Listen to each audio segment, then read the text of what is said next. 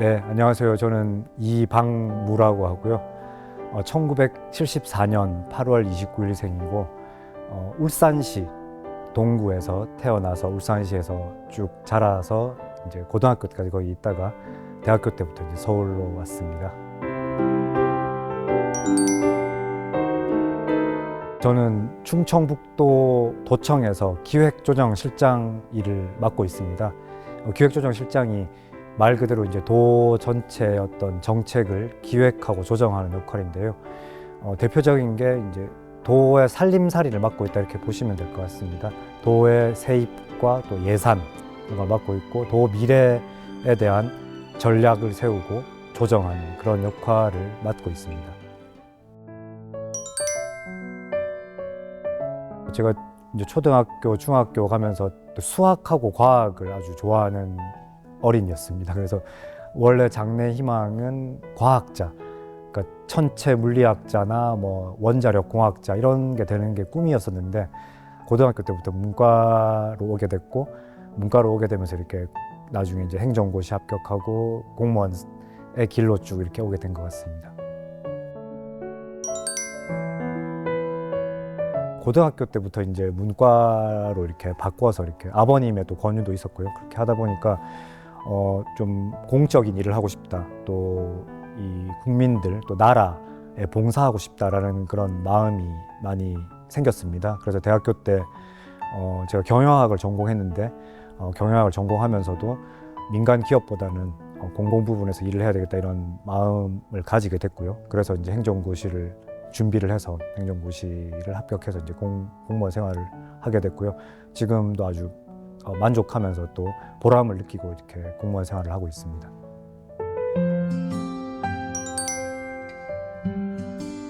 고향은 울산인데 고향이 아닌 여기 충북에 오는 거에 대한 좀 부담도 있었고 좀 두려움 같은 것도 있었는데 처음에 왔을 때 너무 우리 도의 공무원들 또 도민들께서 너무 환대해 주시고 또 잘 해주시고 제가 모르는 충청북도의 어떤 진면목 예를 들어 뭐 아름다운 관광지라든지 맛집 이런 것도 막 소개해 주시고 해가지고 저는 충북에 잘 적응하고 또 충북을 더 좋아하게 됐습니다. 그러니까 제2의 고향처럼 여기게 되면서 충북에서 이렇게 근무도 하고 또 주말에는 또 충북의 자연도 즐기고 이러면서 행복하게 지냈던 것 같습니다.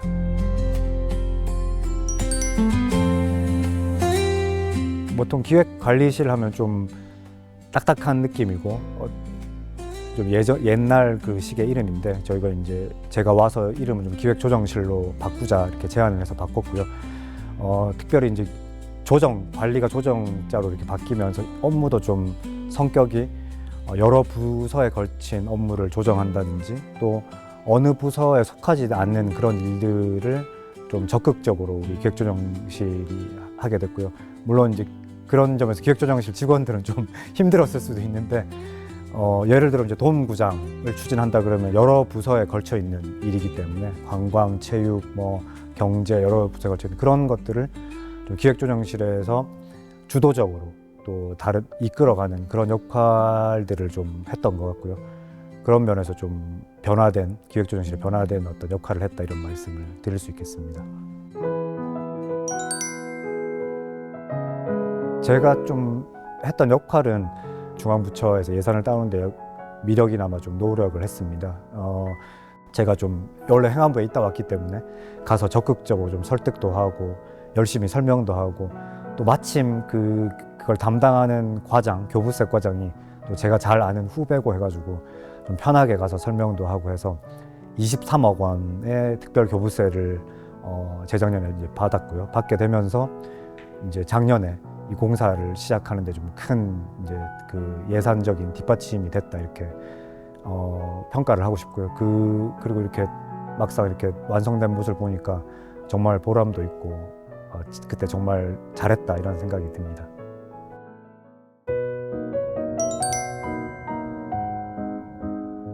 작년 4월에 지사님 모시고 이제 대표단으로 이제 보스턴의 켄달 스퀘어를 다녀왔는데요. 정말 저도 많이 배웠고 또 많은 인사이트를 얻었습니다. 거기 가면 그 딱 입구에 어떻게 돼 있냐면 세계에서 가장 혁신적인 스퀘어 마일, 1마일 1마일의 어떤 그 지역에 어떤 바이오의 어떤 핵심 인재들, 또 기업들, 또 투자 회사들이 모여 있는 그런 곳입니다. 저희가 가장 인상적이었던 게 보스턴 이제 하버드대와 MIT가 있는 곳이거든요. 그러니까 하버드대 의대와 공대의 MIT가 같이 협업을 하면서 바이오의 어떤 창업이라든지 혁신이 일어나고 있었고요.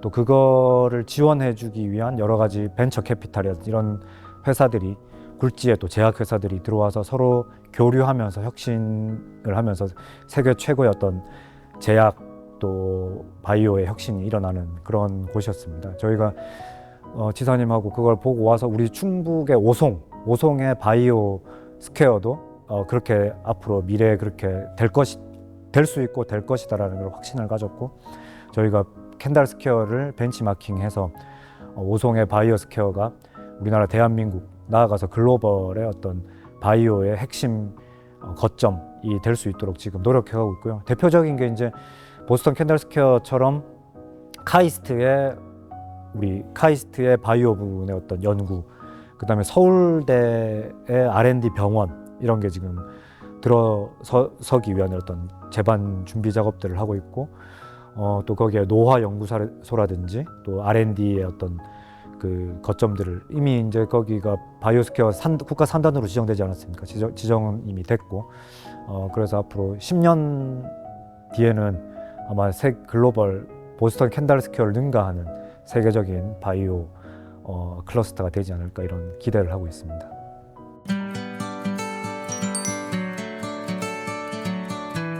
대전 통합을 비롯해서 이제 광역시와 도가 통합의 급물살을 타고 있는데요. 정부도 많은 지원과 특례를 주겠다고 합니다. 문제는 이제 충북이 그런 면에서 좀 소외나 또 역차별을 받는 면이 있습니다. 그 통합되는 데는 뭐 아주 많은 재정 인센티브를 주고 많은 어떤 특례나 권한을 주게 돼 있고요. 또 기존에 그 광역시가 없는 도들, 강원도라 전라북도라든지 제주도는 이미 특별자치도로 해서 특례를 주고 있습니다. 그러니까 충북만 어떻게 보면 섬처럼 소외되는 문제가 발생할 수 있기 때문에 저희는 우리 도를 비롯해서 또 민간, 또 정치권 포함해서 민관정이 합심이 돼서 충북의 소외와 역차별은 안 된다. 그리고 충북도 그러면 특별자치도로 만들어서 충북이 최소한 동의를 선상에서 같이 균형 발전을 할 수 있도록 많은 권한과 또 인센티브를 달라라는 이제 그런 요청을 하고 있고요. 조만간에 이제 저희 충청북 특별자치도법 그게 국회에서 발의되고 저희가 이 법이 대전 충남 통합법과 동시에 논의되고 통과 패키지로 통과돼야 된다 이렇게 주장을 하고 앞으로 계속적으로 우리 도민들과 함께 힘을 합쳐서 저희 어떤 요구를 계속적으로 강하게 해 나갈 예정입니다. 어떻게 보면 가문의 영광이죠. 대학 총장을 한번 해본다는 게 정말 가문의 영광인데 그때는 참 저희가 좀 비상한 각오와 좀 그런 걸로 갔습니다. 왜냐하면 뭐 잘 아시겠지만 그 당시 뭐 총장도 이제 불미스러운 일로 좀 직위가 박탈당하고 또 주요 보직 교수들이 다 보직 해임이 되면서 사실상 도립대의 명예와 신뢰가 완전히 실추됐었고요. 그래서 제가 이제 가면서 이 떨어진 도립대의 어떤 신뢰를 회복해야 된다는 그런 과제가 있었고, 또 하나는 새로운 총장이 올 때까지 안정적으로 도립대를 잘 관리를 해서 새로운 총장이 원만하게 임명될 수 있도록 하는 그런 역할이었습니다. 그래서 일주일에 한두 번 정도 옥천을 왔다 갔다 하면서 했었고요. 그때 하여튼 그래도 많은 분들이 도와주시고 또 한 덕분에 어느 정도 도립대가 안정화되고 또 후임 총장도 그때 10월 달에 잘 오셔가지고 지금 도립대가 안정적으로 돌아가고 있는 점에 대해서 아주 크게 다행스러워 생각하고요. 저도 미력이나마 좀 힘을 보탠 거에 대해서 좀 기쁘게 생각합니다.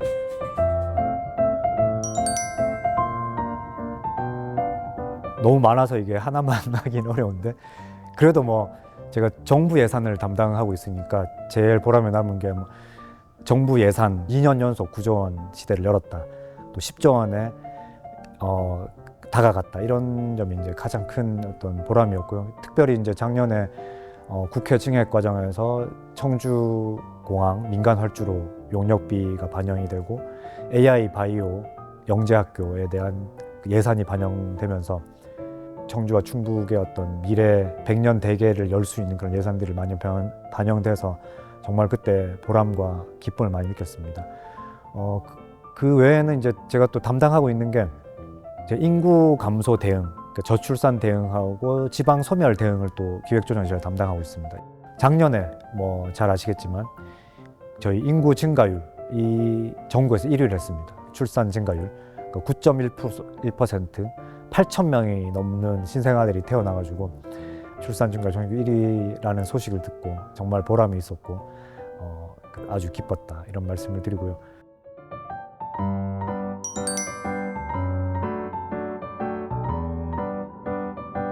간디가 뭐 그랬다고 하는데 영원히 살 것처럼 공부를 하고 내일 죽을 것처럼 사랑하라 이런 말을 했다고 하는데 저는 뭐 계속 배워야 된다고 생각합니다.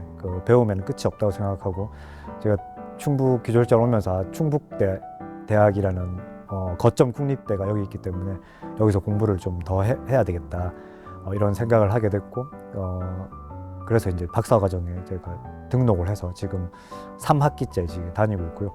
업무와 공부하면서 좀 힘들긴 하지만 그래도 공부하면서 또 새로운 걸 많이 알게 되고 또 충북대 교수님들과 또 이렇게 네트워크를 하면서 이 지역의 또 여러 가지 문제와 또 해결 방법에 대해서 많이 고민도 하고 있습니다. 앞으로 또 제가 제2의 고향을 또 이 충북으로 했기 때문에 또 충북에서 학위를 받으면 더 이 충북 사람으로 더 이렇게 인정을 받고 또 이렇게 충북에 더 기여할 수 있게 되지 않을까 이런 마음도 좀 있었고요. 그래서 박사학위 공부를 하게 됐고 열심히 해서 꼭 학위를 딸 수 있도록 노력할 계획입니다. 제가 존경하는 선배가 저한테 제가 공무원 처음 시작할 때 저한테 이제 들려줬던 말씀이 있는데요. 공무원은 3정을 지켜야 된다. 첫 번째가 정확. 업무를 하는데 정확하게 해야 된다. 통계라든지 분석 이런 걸 정확하게 해야 된다. 그게 첫 번째 정이고요. 두 번째 정은 정성. 도민들 또 시민들을 위한 정책이라든지 그런 거에 대해서 정성을 기울여야 된다라는 이제에서 두 번째 정이고요. 마지막 세 번째가 정직의 정자입니다. 공무원은 청렴하게 또 정직하게 공직을 수행해야 된다. 그래서 3정을 저한테 가르쳐 주셨는데 저도 후배들한테 꼭 그 말씀을 드리고 싶어요. 공무원이면 3가지 바를 그걸 지켜야 된다. 정확하고 또 정성을 다하고 정직하게 이렇게 공무원 생활 또 공직을 수행했으면 좋겠다라는 좀 말씀을 후배 공직자에 드리고 싶고요. 공무원을 영어로 하면 미국에서는 시빌 서번트라고 합니다. 결국 서번트가 이제 봉사자 또 종 이런 뜻이잖아요. 저희 공직에 계신 분들은 저를 포함해서 우리 후배들도 우리 도민들 또 시민들의 종이면서 봉사자입니다. 그래서 시민들과 우리 도민들을 섬김의 자세 이게 저는 공직의 첫 번째 덕목이라고 생각하고요. 제일 중요한 덕목이라고 생각하고 저를 포함해서 우리 모든 도청의 공무원들, 공직자들이 후배님들, 선배님들이 다 이런 마음으로 우리 도민들을 위해서 또 우리 국민들을 위해서 일을 했으면 좋겠습니다. 두 가지를 좀 꼽자면 제가 좀 이렇게 정신적으로 영적으로 행복했던 시절과 또 육신적으로 행복했던 시절 이렇게 뭐 두 가지로 나눌 수 있을 것 같은데 하나는 2002년에 공군 장교 생활을 할 때였는데요. 그때 좀 제가 잘못해가지고 많이 힘들었었습니다. 뭐 엄청 힘들고 고통 속에 있었는데 그때 제가 교회를 처음으로 가게 되었고 거기서 이제 예수님을 알게 됐고 그래서 그때 어떻게 보면 예수님을 만나서 저의 어떤 참된 어떤 행복 그거를 이제 알게 됐고요. 영원한 생명이 있다. 그리고 참 평안과 참 기쁨과 참 행복을 누리게 됐다라는 점에서 그때 2002년도 교회를 처음 가고 예수님을 이제 만났을 때가 이제 가장 행복했던 그런 거. 두 번째 이제 육적으로 가장 행복했던 거는 저희 자녀를 낳았을 때. 제가 두 자녀의 아빠입니다. 지금 딸 아들이 다 대학생인데 2004년, 2006년 이렇게 딸 아들을 낳았는데 그때 자녀를 태어났을 때 이 생명의 이 탄생, 거기다가 저를 닮은 아이의 이 탄생을 보면서 이게 생명이 너무 신비하고 오묘하다, 그리고 너무 기쁘다, 이런 생각을 했었습니다.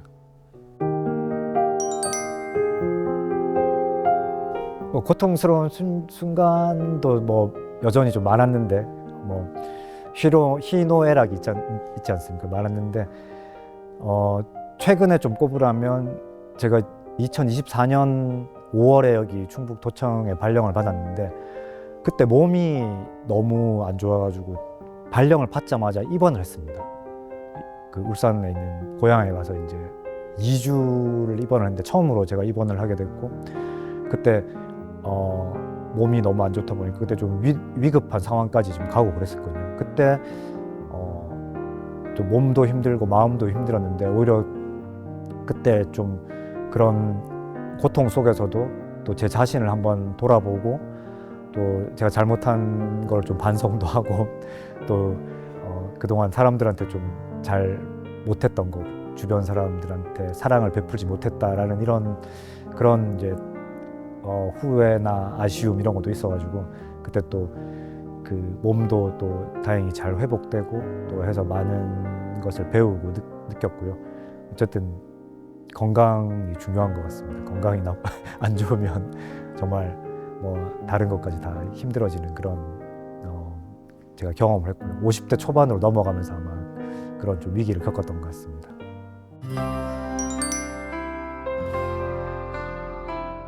남은 공직 생활 얼마나 될지 모르지만 우리 국민들 또 우리 주민들에 대한 봉사자라는 그런 마음으로 최선을 다 공직 생활을 할 거고요. 또 어쨌든 또 공직에 있든 또 공직을 떠나서든 기회가 주어지면 예전부터 저는 좀 그 남북 통일에 기여하고 싶은 마음이 있었습니다. 그 우리 평화 통일 될 때 통일 과정이라든지 통일 이후에 또 대한민국의 또 성장과 발전, 부흥과 발전 이런데 미력이나마 좀 기여하고 싶은 꿈이 있어가지고 제가 어디 있든지 간에 우리 통일 과정에서 좀 기여하고 싶다 이런 포부가 있습니다.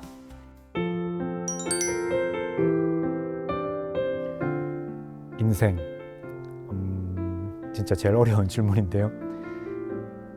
저도 인생을 한마디로 정의하면 사랑하고 가는 게 인생이다, 그렇게 정의를 할 수 있을 것 같습니다.